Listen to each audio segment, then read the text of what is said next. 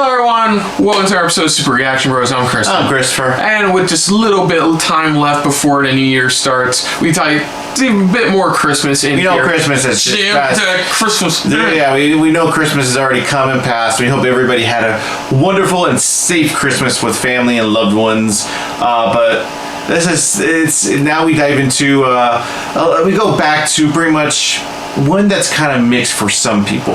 Yes, and this is Screen Junkies' honest trailer for the I gotta clarify this, for the Jim Carrey How the Grinch Stole Christmas. Yes. This is the Ron Howard directed one.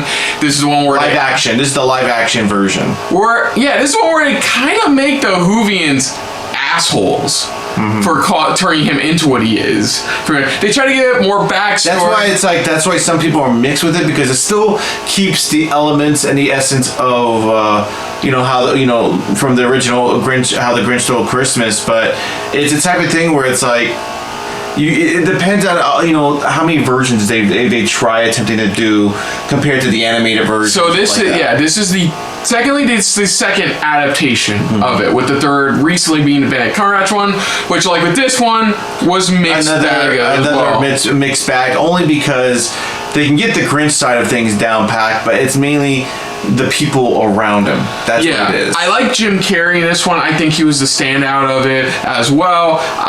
And it's kind of hard to do an adaptation that only really needs roughly 9 minutes, like the original adaptation was. It really wasn't 9 minutes. I'm just saying. I'm sorry. In comparison to length, it feels like only like a handful. Again, like I said, the problem is you can get the Grinch down packed, but the problem is the people. The people trying to live in the town. That's what it is. Trying to turn into a feature-length film is where you kind of hit the bumpy road. That's where you hit the bumpy road. But enough said. Let's just dive into this and see what they think of Jim Carrey's interpretation, or Ron Howard's interpretation, for Honest Trailers, How the Grinch Stole Christmas. So here we go.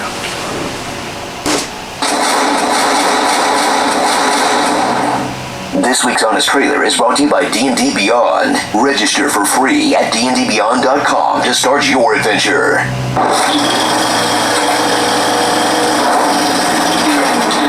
Not too long ago, before they redid Cruella and let you know Joker was not a bad fella, Ron Howard gave old Dr. Seuss a new pass to explain why the Grinch always hated Christmas. He explained why the Who's are so cloyingly pleasant, the awards they give out, their obsession with presents, which Who sorts the mail, and which Who's have more income. Though they still don't explain why they have such big philtrums. That's the space between your nose and lip. Look it up. But believe it or not, the film gets quite exhausting, like eating a cake that's just made out of frosting. So on with the trailer. No further ado, here's Jim Carrey's Grinch, plus Cindy Lou too. How the Grinch Stole Christmas.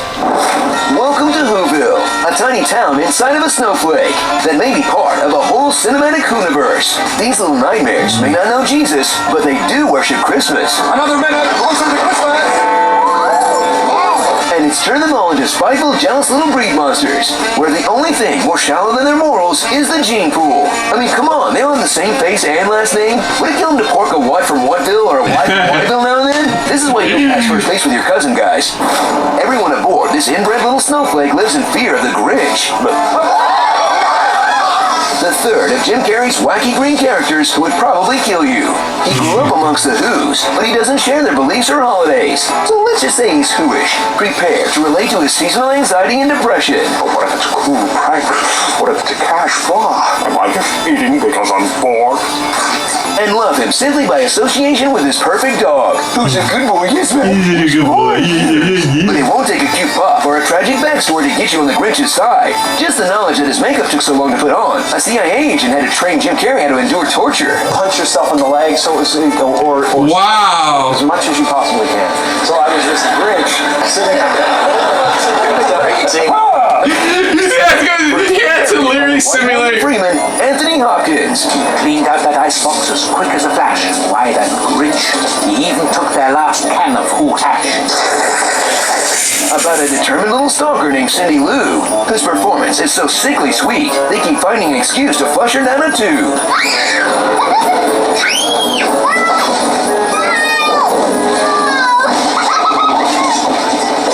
She's up against an evil mayor who grew from an 8-year-old bully to a grown-ass man bully to a real-life bully. But no one involved in the film is more dark and crooked than Ron Howard and his cinematographer. Why is everything at an angle? Why is it all so nasty? Since when did he become Ginger Tim Burton? You remember the 69-page book. Nice. And the animated film. But now the story's runtime is stretched out with a bunch of physical abuse. I mean, Jim Carrey as Jim Carrey is. Doing shtick of varying quality. Blast you!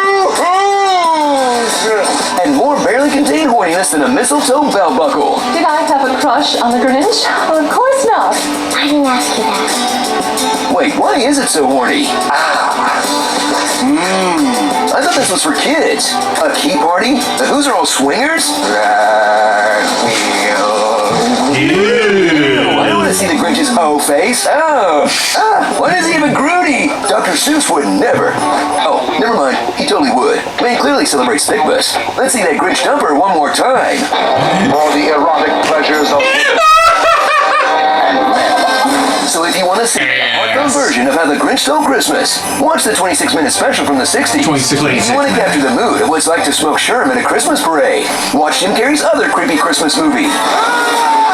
But if you want to watch a disturbing revenge fantasy starring a Carrey, watch this film.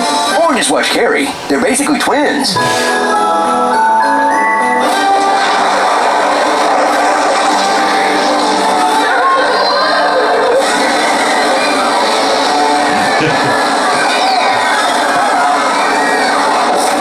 Starring Salad fingers. All I Want for Christmas are two huge front teeth. The only character I can stand to look at. Post Alone. Hooper Star. There's Always Mary in the Banana Stand. Hot for Creature. Baby Choda. And Home Improvement. Yeah, when he actually did that. Pull the tablecloth off that cleanly and just kind of went with it. Yeah, he went with it. He went with it, yeah. Fuck that shit. Things I hate about Who? Grinch's more heart. Wait for it. Oh, God. That day. Symptoms of an enlarged heart include shortness of breath, swelling, and death. Please call your doctor if you experience an excess of Christmas cheer. This week's honest trailer is brought to you by Oh, my Beyond's goodness. Battle for Beyond. Subscribe to DDB's YouTube to join the battle. We wish you a very epic Christmas and a more epically happy New Year. When I step up in the place, hey yo, I step correct. Woo-ha, got you all in check. Yeah, it wasn't a great film, but Yeah, that was a little that last, not the hard part, but the table part actually did happen because they were trying to get that scene where it's like everything just falls down. He so happily just pulls it out, and they're like, what the? It's one of those things where they went with it. Where like it's like it literally just everything stayed on there, and that's where he just went with it. It's like then they cut it because they actually talked about it. And they're like, yeah, that scene was actually improvised because like they were expecting everything just to fall down. and, you know, God bless Jim Carrey, who's good at improv. He just went with it. And just came back into the shot and went. And I'm pretty sure when they said cut, they're like, that's perfect. That's awesome. That is definitely perfect. That's what we need. You I know? didn't realize he literally had to put himself through CIA enhanced tactics to survive putting the makeup on for. So I was just sitting there as the Grinch, you know. I'm surprised he didn't bring that up as well. He does really good. Jim Carrey does really good Grinch face without the makeup. No, he does. I'm surprised they didn't show that in this because it's really well done. It's Like, done even behind the scenes. I saw behind the scenes, and they showed how they implemented some of the makeup with his facial expressions. They really want the makeup to flow with how he does his facial stuff. It's kind of like the equivalent of when you hear they put less muscle padding on a superhero costume. It's like they put less facial padding on his face. Because his facial expressions is what really delivers his performance as the Grinch. Yeah, everybody was surprisingly horny too in this movie. Yeah, that's what I said. It's like when you have a film that's only it's based off a book, and a book that successfully did a good job interpreting that book into a half an hour special.